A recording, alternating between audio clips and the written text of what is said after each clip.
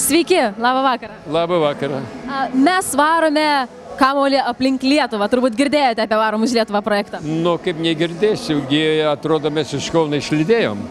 Teisingai, visiškai taip. Ir ar stebite kamuolio kelionę? Stebiu visą laiką. Labai įspūdingas renginys, noriu pasakyti. Netikėjau, kad toks gali būti įspūdingas. Mes dar tik pradėjome, žinokit.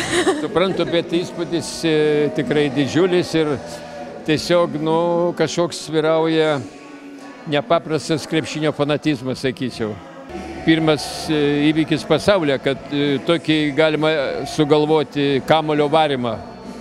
Tai viena, antra, matomai, žmonės myli krepšinio žaidimą ir dar prie to prisideda mūsų krepšininkų puikus atsiekimai. Taip, kad sudaro vieną didžiulę visumą, kuri duoda tam tikrą rezultatą ir visiems įdomu yra. Kaip manote, ką tautai duoda tokie projektai? Tautai, pirmiausia, tai turbūt visus labai suvienyje. Visi serga tokia, tarp kabučių, viena liga. Varom už Lietuvą.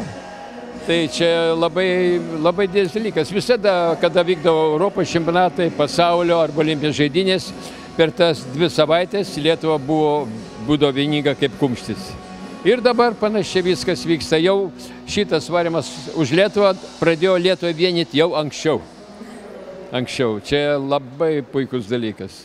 Mes iš tikrųjų tikimės tapti tą 3 milijonų rinktinę, tai galvojame, galbūt tą ir pavyks padaryti, kaip jums atrodo? Įsitikinęs tvirtai, kad pavyks.